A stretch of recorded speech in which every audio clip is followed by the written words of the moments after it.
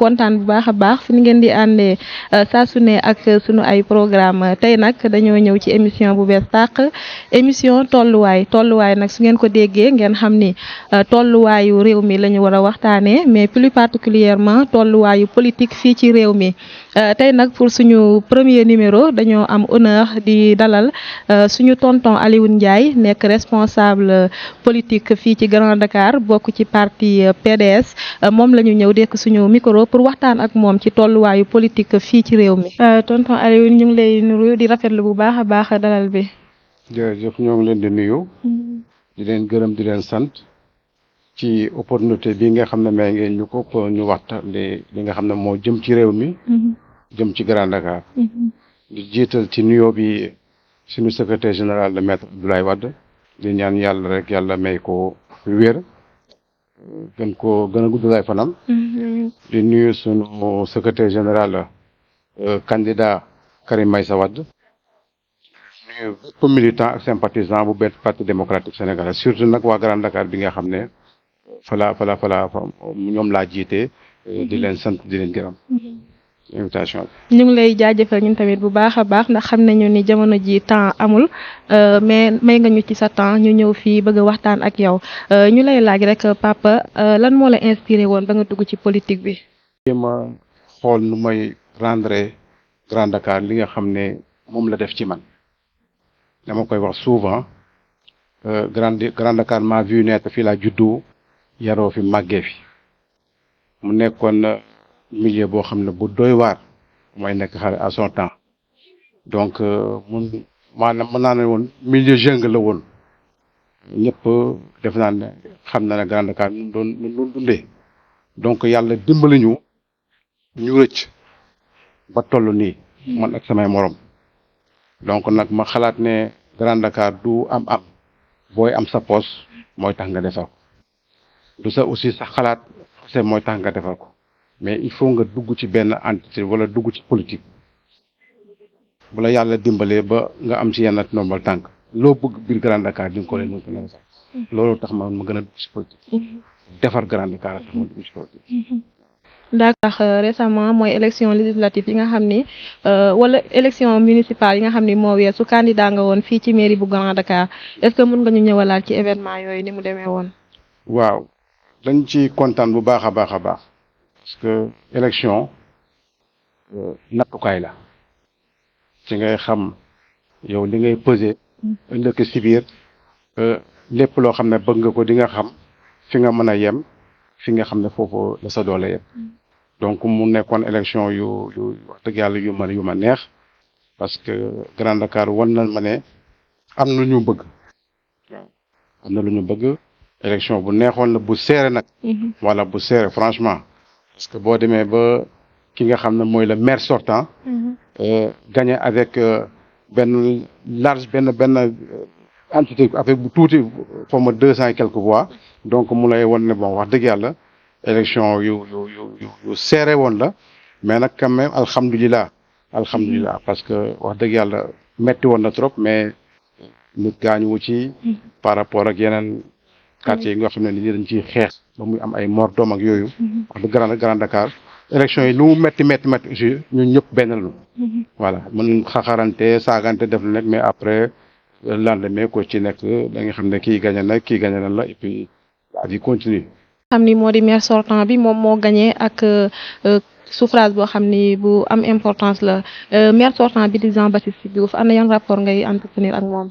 non man nag aw ma problème boobu ak militants yi fi nekk yëpp ak responsable yi ak ñi nga xam ne wax dëgg yàlla ñoo nekkoon ay candidats boo duggoon Grand Dakar sax dañ naan la Aliou Ndiaye moo gën a sedd ci militants yi voilà ci candidats yi moo ci gën a sedd parce que man chaque fois maa ngi sóor voilà parce que comme lu may faral di wax rek élection yi day jàll après ñu ñoo fi des donc boo ci waxantee kenn koo xam ne bon li ñu koy wax bon jaarul yoon après yaa koy rëccu rek te nekkatuñu ay xale ay mag lañu donc te la vie adduna bi gàtt na bu gàtt boo xam ne pour man dara jar ko waaw nga défendre li ngay défendre rek bon et puis mu nekk dans la sagesse et puis c'est tout nga amoon ambition defar dëkk bi defar gox bi est-ce que moom mi fi nekk di Jean-Baptiste Diouf est-ce que yaa ngi gis sa bopp ci liggéey bi nga xam ni bi nga koy def.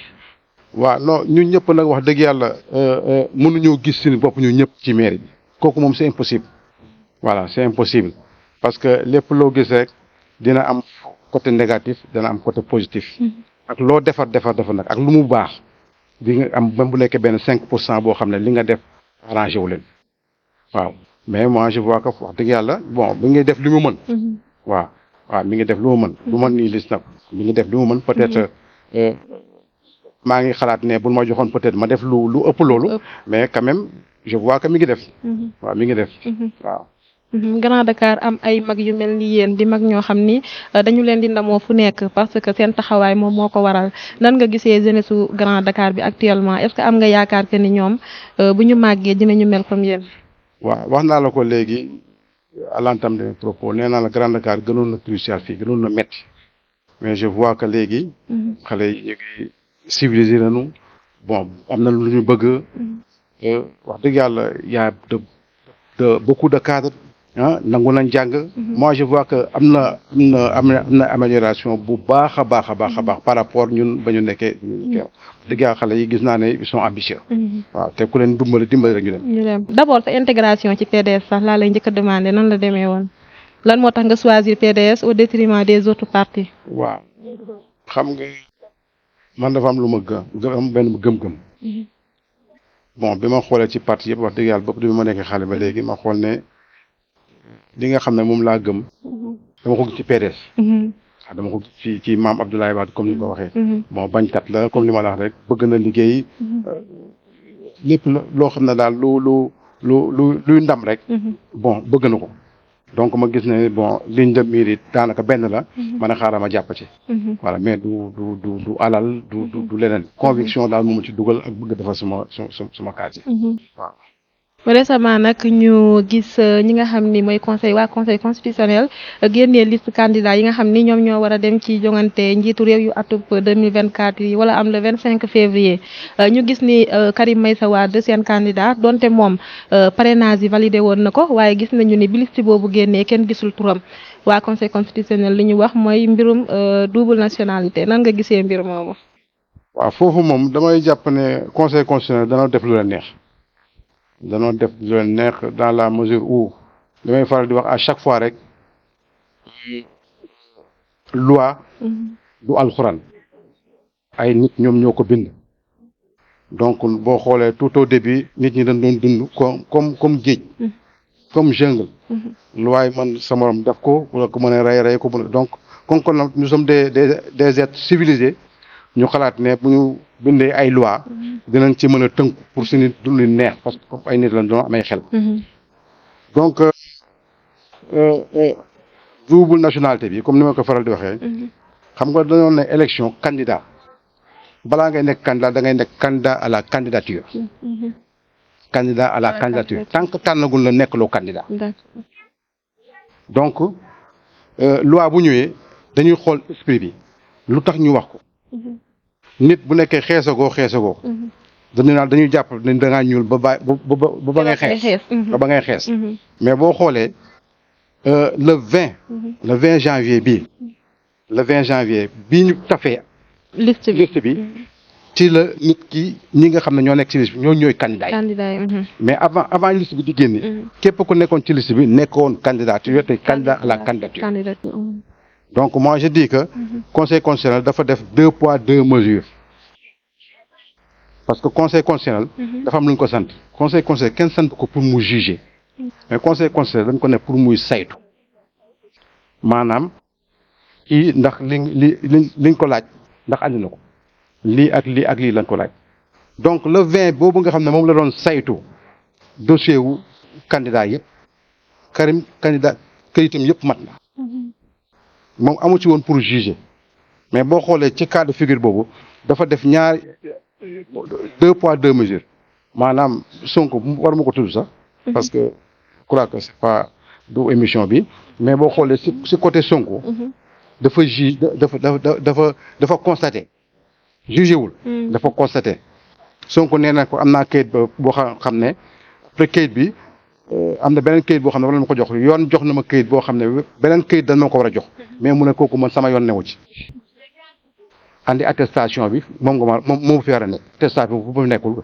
donc xam nga kooku jugé wul dafa constaté comprendre mu ñëw ci Karim bëgg a jugé li mu def ci Sonko rek la war a def ci Karim dafa war constaté moom lañ ko sant ñu constaté fii mais boo xoolee dafa bëggoon na éliminer Sonko bëgg éliminer Karim donc fii mu xam ne bon jugement moo ko arrangé mu jugé fii constat moo ko arrangé mu constaté. kon dañoo incohérent ci seen. dañoo incohérent waaw man faraluma Sonko mais dans ce cas de figure Karim dafa waroon jàll Sonko toog wala Sonko jàll Karim toog waaw te dafa waroon jugé soit mu jugé ñoom ñaar yëpp ou bien mu constaté mais fii dafa ne constat moo ko arrangé mu def fii mu ne jugé moo ko arrangé mu def pour rien que pour éliminer les deux donc c'est pas galant élection lañ jëm donc wax dëgg yàlla ñi war a saytu ñi jëm élection lu toll ni présidentielle dafa war a nekk lu sérieux mais boo ciy dugal ay njuuj njaaj yooyu rek bon da ngay fausser le jeu déjà depuis le début. mais Karim aussi li ñu koy toppee est-ce que jàppoo ne ci moom la parce que dañu ne bi muy def déclaration sur l'honneur dafa rek bi mu koy def fekk na que renoncé gul ci kiyam nationalité française am.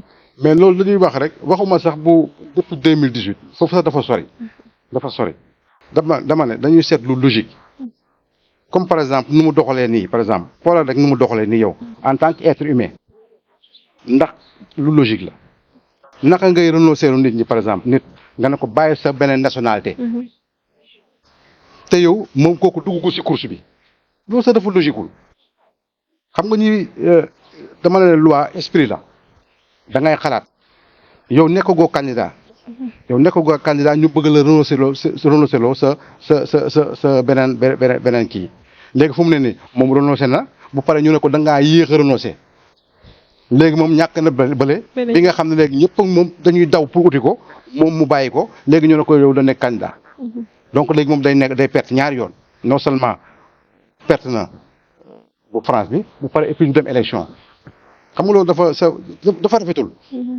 dana ne ay sage ngeen juróom-ñaar ngeen ay sage ngeen même boo gisee loo xam ne loi la sax mais boo ko arrangé mën na rafet mën na jàll arrangé parce que dana tuddee sage mais bu nekkee nag sage si boppam moom muy xëpp pétrole si xal wax dëgg yàlla man. mais est-ce que jàppoon ni tamit Karim dafa yéex a jóg est-ce que warul woon def lii bu yàgg parce que bu 2018 bi ngay wax. bi mu renoncé woo dégg nañ ni autorité française yi répondre luñ ko. décret biñ publié tamit tout récemment le 16 lañ ko publié fekk na élection yi moom déposé na ba pare candidature am kon est-ce que nekkul ne que affaire bi ci moom la tamit. waaw loolu laal wax xam nga dossier boo gis da ngay gis des fois ñu naan complément de dossier loo gis muy concours lu mu doon des fois ñu naan le complément de dossier. moi je dis que Karim mi ngi woon ci timing am parce que le 20 lañ doon tànn candidat yi. boobu il n'était pas candidat normalement dossier boobu ñuy wax noonu danoo waroon xaar ba ñu tànn ba pare na ñii ñooy candidat léegi nañu woo candidat yi nag ne leen nag lii leen exigé ku ko matalal ñu génne la man loolu laa gis mais moom ñoom warul avant le 20 ñu bëgg bàyyiloo nit ki parce que mën nga ko parce que xam nga Sénégal comme ni ñuy wax depuis 2012 depuis l'avènement de Macky Sall léegi nekk fii candidat dafa jafe parce que président bi si boppam ñoom ñooy tànn ku leen neex ak ku leen neexul li may faral di wax rek Macky Sall ku mu bëggul nga nekk candidat doo nekk candidat ku mu bëggul doo nekk candidat ku mu bëgg nag mën na nekk comme mën na bañ a nekk mais ku mu bëggul nga nekk moom mënoo fexe ba nekk candidat parce que dana fexe ba seppi la. foofu nga wax sax mi ngi mel ni kaw Ousmane Sonko parce que après bi dépôt yi passé dégg nañ ne am na ñoo xam ni nekkuñu ci liste électorale bi alors que accepté nañ leen seen ay dossiers te Ousmane Sonko accepté luñu ko. moo tax ma loolu nee naa la ku mu bëgg nga nekk candidat da ngay nekk candidat. man depuis le début wax naa leen que nee naa leen kenn rek lu fi candidat am wóor fu mu nee nii. parmi les 21. muy Amadou Ba. Amadou Ba candidat am. waaw candidat moom wóor na ma ni moom dana jàll mais beneen candidat bu ci nekk. tant que le 20 jotul. bu sonal sa bopp mën na laa dit waaw bu defee ay calculam xool laaj renseignement nga nar ko sonal mën na laa dit donc Amadou Ba moom c'était sûr et certain moom doon jàll mais yeneen 20 yëpp kenn wóoru ci woon kenn wóoru ci woon man ça m'a surpris sax ba lu tax 20 candidats jàll parce que ñëpp dañ doon wax c'est moins de 10. ñu leen di fàttali que ni ñu ngi ak ki nga xam ni moo di Alioune Ndiaye nekk responsable politique fii ci Grand Dakar bokk ci parti boobu di PDS tonton Alioune après publication li nga xam ni moo di liste yi waa PDS dañoo woote conférence de presse foofu ñu wax fa ni dañuy def ay recours en même temps aussi ñi nga xam ni ñoo di député yi nekk ci PDS dañuy def benn commission d'enquête parlementaire commission boobu ñu gis ni waa assemblée validé nañu ko waaye est-ce que yéen am ngeen ci yaakaar que ni dina aboutir à bon fin. waaw xam nga ñun dañoo am yaakaar ci suñu justice parce que ñu amul woon yaakaar ci suñu justice te wóolu ko aussi même bu nekkee loo xam ne da ko def tegul ci yoon sax dañuy continuer di ko wóolu lépp loo xam ne yoon may ñu ko rek dañ koy parce que ñëpp yemuñu def na recours ñun li ñu soxal moom mooy ñu duggalaat ko si waaw ñun loolu mooy parce que dañ cee war a bokk parce que jàpp nañ ne lépp loo xam ne moom mooy papier wala condition remplir nañu donc nous voyons mal ñu génn si waaw. mais est-ce que mën na ci la nekk puisque liste bi c'est déjà sorti.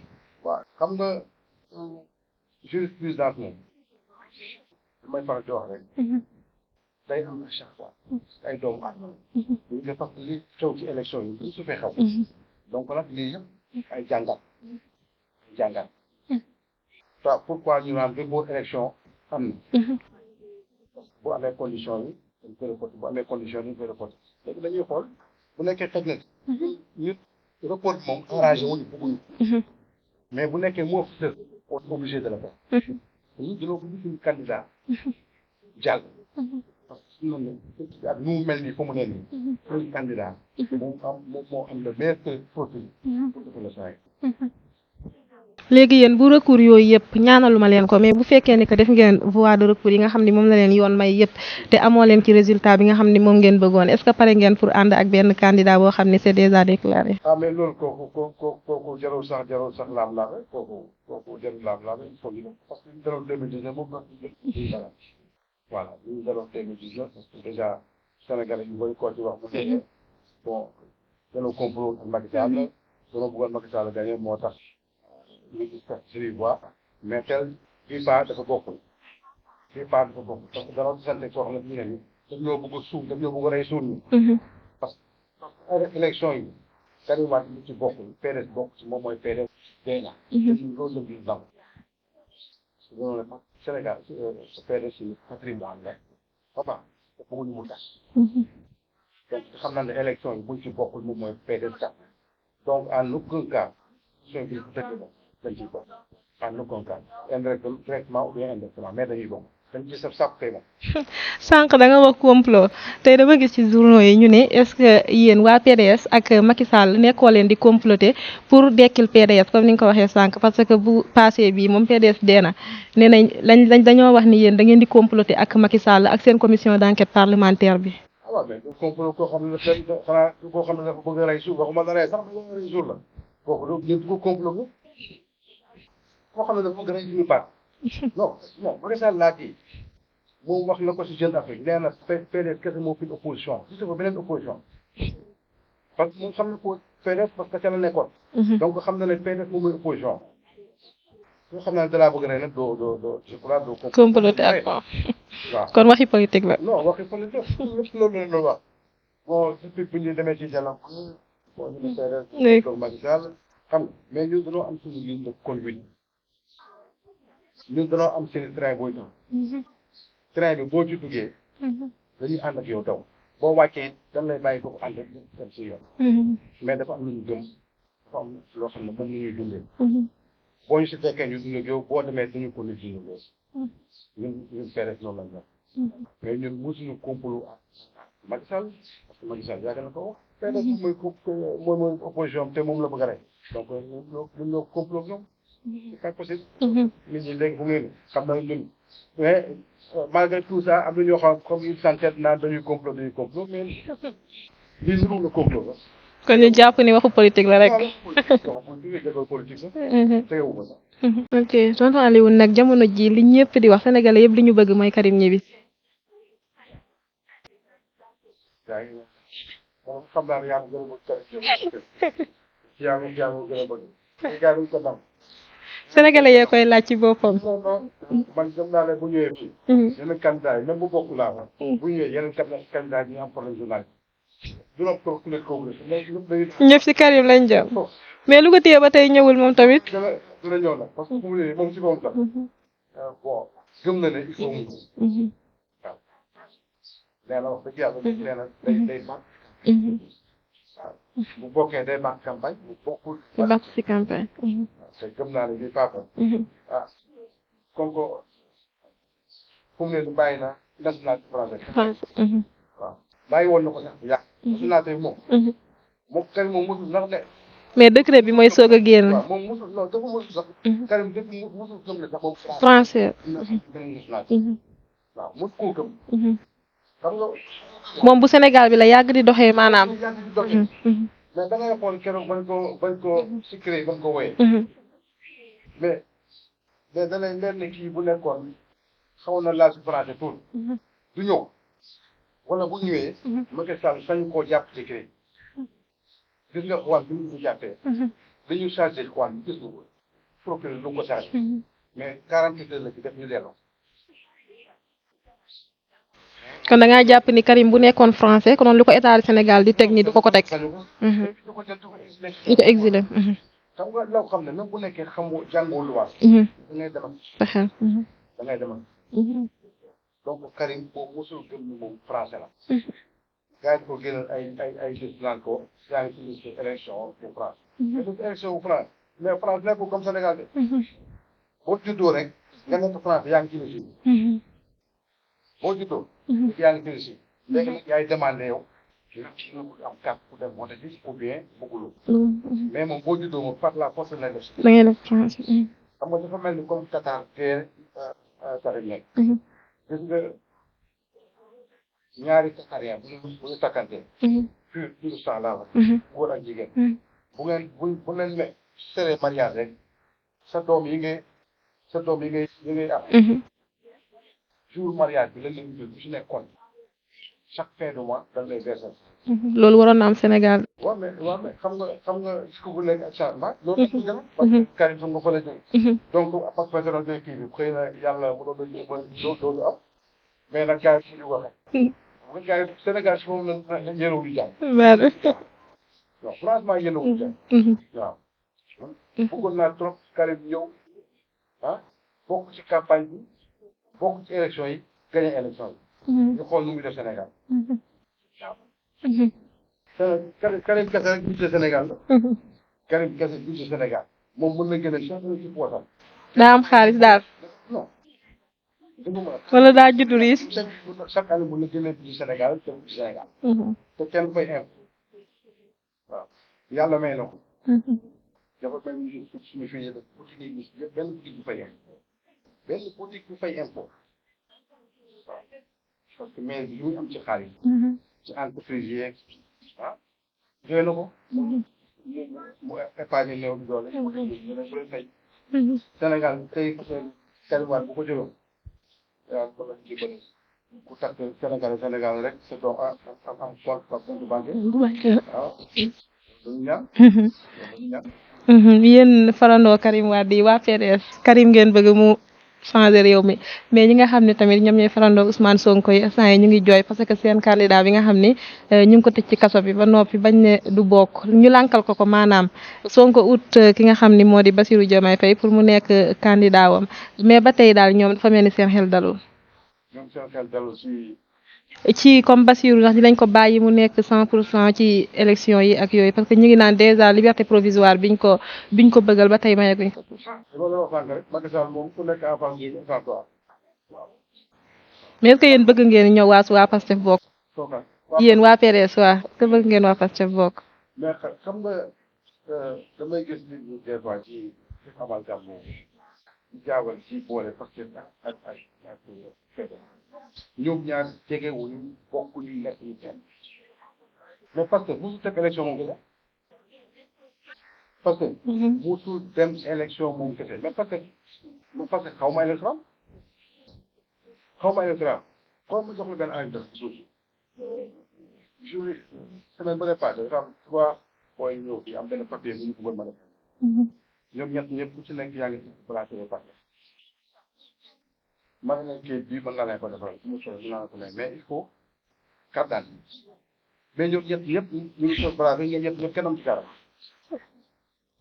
xam nga genre yooyu ñoo bokk ñoo bëri ci passé day xale yoo xam ne carte d'identité amuñ dara xam nga trois xale nee na passé nii ko ba placé tey soo ko waxoon tey ñu daw taw te amuñu carte d'identité te élection carte d'identité ko gañ donc kooku xam nga ne bu nekkee am na ci ay milliers de milliers donc élection bu ñu koy day taxaw di xoolee ni rek ñu ngi def gars yi compté mu ne 5 gars yi ni ko 5 mu ne leen c'est pas vrai que gars yi ñoo ko voté ñi ko war a voté ñoo amul carte d'identité mais boo ko nag PDS bi nga xam ne rek c'est un ancien candidat yàgg ci yàgg élection xam lu élection c'est pas la même chose c'est pas la même chose man dama am sama électorat PDS dama am électorat bokkul ak électorat wu Karim Meïssa Wade bokkul am na ñoo xam ne ñu ngi toog ñoom nee na tant Karim ñëwul ñu yëpp xam nga kooku bu ñëwee fekk ci 500 000 voix xaw ma 400 000 voix kooku ku ñu fekk ku ñu buuji loolu gisuma ko kon su ma la déggee bu baax parce que ak PDS bokkuñu sans rien à voir bokkuñu su ma la déggee bu baax ragalu leen waa Pastef mais candidat Benno Bokk Yaakaar bi nag au contraire parce que bu ñu ragal ñu duñu ragal Pastef waaw ñu duñu ragal Pastef moo ñu war a ragal parce que déjà xam ne man li ma am te moom xamuñu natt ko moom ah Pastef natt na boppam ci élection yi nga xam ni moom moo weesu élection présidentielle yi parce que ñoo nekkoon 3e. ban élection présidentielle. élection présidentielle 2019. yooyu natt sax. même déggu ma la xam nga élection. mais récemment ci législatif yi. ah déedéet wàllu yeewi la woon. ah mais est-ce que waa wàllu nee nañ dañoo bootu ci kaw yeewi de. waaw admettons d'accord mais parce que du yeewi parce que. mais gars yu bëri nee nañ Pastef moom yeewi parce que candidat yu bëri dañ doon wax voté yeewi mais duñ doon wax voté yeewi duñ doon wax voté tel candidat mais dañu naan voté yeewi te yeewi Pastef moo nekk cerveau bi. ah dañuy wax rek cerveau kuy cerveau yeewi.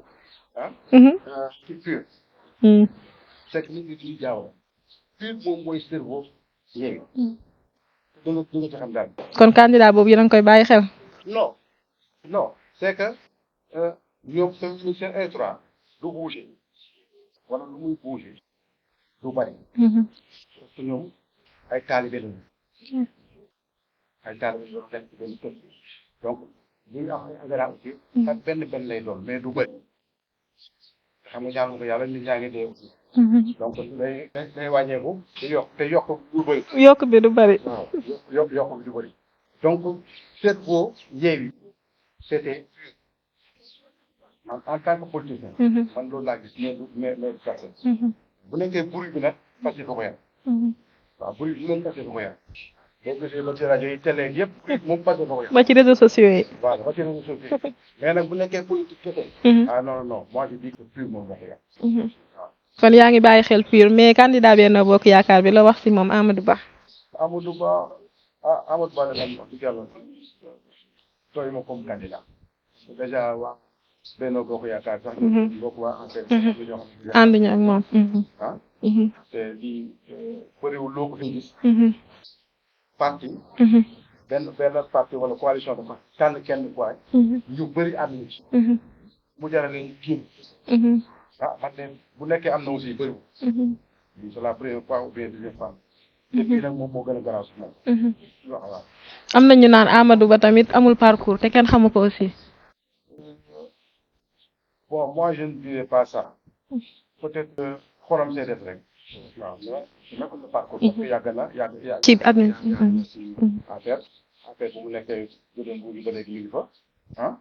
comme beaucoup d'autres. mais moi je dis que peut-être point de vue politique ak xarañte yeeg parce que politique dafa am lu mu laaj dem saa yeeg amul baat dafa yaru ci loxo yooyu waa mel ni waa PDS ñoo ko am nag. voilà foofu waaw foofu waaw PDS moom waaw mën ñoom moom. waaw waaw dañoo yàgg ci politique nag. c'est comme ça rek suñu maam wax dëgg yàlla dafa nekk koo xam ne bon soxalu ci politique waaw soxalu ci politique dana la bu ma ne woon sàcc rek dama naan c'est un cadre parce que même bu dee même bu dee su ngeen war a dajji benn bul dana la woon lii ak bul ñu koy dëjaatee moom soxalu ci politique voilà moo tax à chaque fois bu nit jëndee rek da nga koy xaw a sonal tuuti parce que dana lay woon lu bëri am na ñoo xam ne bu nekkoon ñoom la bon dañuy nekk seen ginnaaw nga nga nekk seen ginnaaw rek bon doo amal benn njëriñ mais wax dëgg yàlla dina la woon lu bëri bëri wax lu bëri donc c'est un stage boo gisee sax des fois yu bëri ñu si génn ni c'est parce que dafa am suñu teg moo tax waaw bu nekkoon na jàngalu ñu dara bëri du baax a baax ci loolu d'accord ñu ngi koy ñaanal aussi ñun waa Actualité 24 fan bu gudd ak wër parce que Ablaye Wade moom suñu maam la ñun ñëpp maam national la ñëpp a ko bëgg Sénégal d'accord léegi Pape tonton Alioune wax nañ ci ñi nga xam ne ñoo di candidat déclaré yi mais am na ñoo xam ni ay candidat recalé lañu mais ba mu mel ni ba tey ñoom seen xol daal neexul ndax liñ leen recalé. seen xol moo neex parce que déjà gis nga temps bu tas na. xam nga loo xam ne li ko dal bu dëkk du yàgg day tas. parce que seen kii recalé yooyu. ci démb rek ñoom ñoo mais est-ce que du ñu dem palais nag ñoom ñoo ko tas parce que ñoom ñi dem palais ñi nga xam ne dañoo dem palais waxtaan ak Macky Sall est-ce que du ñoom ñoo ko tas parce que yenn ci recalé yi dañoo nekk ay opposants yu radical ñoom bëgguñu laale ak dara ak Macky Sall. waaw mais kon waruñu woon bind Macky Sall ginnaaw duñu laal rek moom kay. mais puisque mooy njiitu réew mi xëy na dañ doon ut rek wàllu mais pas mu leen di woo ay audience ak yooyu. waaw mais te xam nga gars yi aussi xam nga des fois dañuy wax radical. xam nga nguur da nga ciy nekk direct ou bien nga nekk indirectement aussi ñii naan ay indirectement ñoom ñëpp laal nañ ci waaw ñoom ñëpp laal nañ ci ku ci laal directement aussi laal nga ci indirectement waaw mais Sonko nit wax na ko fi ba tey demoon na ci ànd ak bëggoon sax ba ànd ak Idrissa Seck donc il était dans la politique peut-être bu fasul woon il était dans la politique waaw bu mu demee ci Idrissa Seck peut-être affaire mënu sotti li mu bëgg parce que Sonko il faut le comprendre Sonko nekkul kuy topp waaw moom Sonko il faut nit ñi di ko topp moom bëggul nekk ci ginnaaw moom daa bëgg chaque fois jiite boo gisee des fois ñun ak moom péré des fois mënu ñëw laale parce que voilà waaw parce que ñun suñu parti dafa fiir zone bleue fu ñuy dem dafay dem te moom it dafay bëgg vert xaw ma rouge boobu fu ñu dem bëgg bëgg dem donc xam nga ñaar yooyu mënu ñoo ñoo ànd voilà du te nag wax dëgg yàlla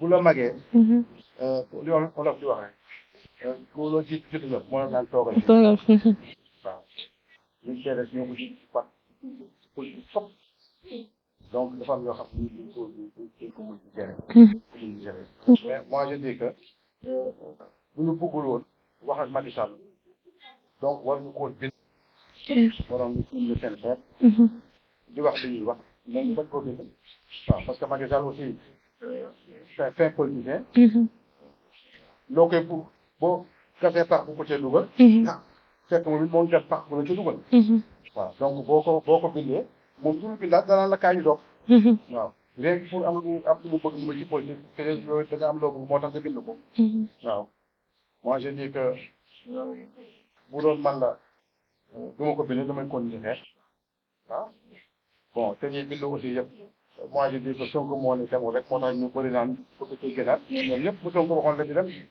élément am demal da ngay dañuy dem waaw ñoom bugaan ak ñoom ñëpp bu Sonko demoon dañuy dem kon Sonko am na doole ci kii bi. waaw mais non bu nekkee seen côté boobu kay moom moo leen quoi seen côté boobu. te ñi amoon doole ci yéen ñi yoroon sookul yéen ñooñu déjà génn déjà bu nekkee pur bu nekkee xale bu sal yéen a ngi si yëpp ay parti président yi ko defee yoo xam ne dañu nekk ci toog rek mais ñetti parti yooyu daal ñoo nekkoon fii ñoo nekkoon léegi nekk ay parti yu am doole yoo xam ne boo xoolee parce que la conférence bi nouvelle boobu sax boo xoolee ñoom ñett rek ñoo doon nekk président waaw ci lañu wax yëpp ñoo waroon nekk président. xam naa émission bi nag moom mi ngi jëm ci jeex mais avant ñuy tëj ñu bàyyi la rek nga wax say projet yi nga xam ne moom nga am pour commune bu Grand Dakar. gaaw naa jeex di dafa teel xam yéen dafa teel a jeex. loo bëggoon waxaat ci maam Ablaye. wala affaire bee neex moo tax. ci maam Ablaye Wade nga bëggoon waxaat wala ci. waaw mais non dama bëggoon affaire yi gën a takkarnaase rek question yi gën a takkarnaase réponse yi ñëw rek. waaw gars yi bëggoon xam ko rek. waaw. en tout cas ñoo ngi leen di sant di leen gërëm di sant suñu sëriñ suñu maam di maître Abdoulaye Wade wax dëgg yàlla defar na Sénégal. moo saxal la démocratie au Sénégal. parce que xam nga Abdoulaye Wade fu nekk ku démocrate ku bëgg réew mi bañ na ba nee na doomu aadama bu meree na takk brassard rouge ku la gis rek xam ne kii kat am na lu ko naqari. avant ñuy ñàkk nguur gi Abdoulaye Wade dem na fi ci banlieue bi fii gars yi ne ko dañuy tourner mu ne leen non nañ fuus dem bi ñu ne ba côté jaxaay yooyu gis ay xale yu bari takk ay brassard rouge gars yi bëgg forcer mu ne leen dee taxaw leen mu ne xale yi ana ku yore seen kuy seen porte parole gars yi woo porte parole bi mu ñëw mu ne ko lu ngeen lu ñàkk booy bi wax pare ba jox ko mémorandum bi mu ne ko am nga brassard rouge booy bi te jox jël bosam mu ne ko jox ma ko booy bi jox mu tax ni ko li boobu mi nga nekk président mu ne li ngeen di kaas nii c'est légitime léegi maay seen porte-voix léegi waaw à partir d'aujourd'hui maay seen porte-voix xam nga loolu même bu la fajulul sax soxla sax dafa rabaissé boo xam de telle sorte que wax dëgg dafay sedd xol waaw damay fier damay rassurant donc ñu ngi koy sant bu baax di ko ñaanal bu baax a baax yéen it ñoo ngi leen di sant bu baax a baax di leen gërëm ci opportunité bii ngeen xam ne may ngeen ñu ko comme ni ma la waxee rek ñu wax ci lu jëm ci Grand Dakar wax li nga xam ne moom moo jëm ci PDS waaw di sant Souleymane ndaxte comme li ma wax sànq rek Grand Dakar léegi y a de la matière waaw parce que boo gisee léegi booy yaa ngi ci journalisme bi ñoo ngi ci lépp waaw foo dem rek di nga fa gis doomu Grand Dakar bu yàgg ba boo doon ut soit banditisme wala ku bëggul jàng ñëwal Grand Dakar waaw boo bëggoon yooyu rek ñëwal Grand Dakar koo xam ne ay coow ak yooyu rek ñëwal Grand Dakar mais léegi boo bëggee kuy jàng ñëwal Grand Dakar boo bëggee ku xarañ ci lu mu mënta doon informatique lu mu mënta doon ñëwal Grand Dakar donc wax dëgg yàlla ñoo ngi leen di sant ñoom xale yi di ñaan yàlla li nga xam ne ñun lu ñu yàlla xañ yal na leen ko yàlla jox parce que mën nañ ko mérité nañ ko relevé nañ wax dëgg yàlla plateau Grand Dakar bi waaw ñoo ngi sant bu baax a baax di sant ñëpp di nuyu ñëpp di leen gërëm à travers votre plateforme li faral di wax rek nekkul maa gën a gëm parti bi nekkul maa gën a bëgg parti bi mais ñu yaakaar ci man moo tax ñu def ma seen secrétaire général maa ngi leen di sant bu baax di leen gërëm di leen ñaanal yéen it lii ngeen ñu def nii yàlla na ci rajo topp télé topp ci waaw ak yeneen donc leen sant di leen gërëm. merci beaucoup tonton Alioune Ndiaye ñu ngi lay remercier bu baax a baax waxtaan bi am na solo bu baax kàddu yi nga xam ne moom dañu fi yëkkati yaakaar naa dina amal njëriñ ñi nga xam ne ñoom ñoo ñuy seetaan ci actualité 24 tolluwaay la woon comme nii nag la ñu ko nar a jàppoowee dinañ dem si yeneen politicien pour waxtaan ak ñoom ci li nga xam ni moo di tolluwaayu politique fii ci réew mi may remercier bu baax a baax nag rédaction bu actualité 24 yëpp waaye ma siy jiital suñu PDG di Souleymane Bakhayoxo di remercier Momo mi nga xam ni moom lay àndal saa su ne mooy nekk ci caméra bi nekk ci technique bi nekk ci réalisation bi maanaam daal mooy lépp moom mooy def lépp waaw maa ngi koy remercier bu baax a baax di remercier ki nga xam ni nag moom moo ma maquillé moom tamit muy doomu Grand Dakar di Binette création Cheikh Khady Aj nekk fi nga xam ni moo di ci wetu marché bu Grand Dakar su ngeen bëggee nag ay maquillage yu rafet coiffure yu rafet da ngeen koy woo ci 77 537 52 84 mi ngi Grand Dakar ci wetu marché bi maa ngi leen di remercier yéen internautes yu actualité 24 et bientôt incha allah jërë ngeen jëf.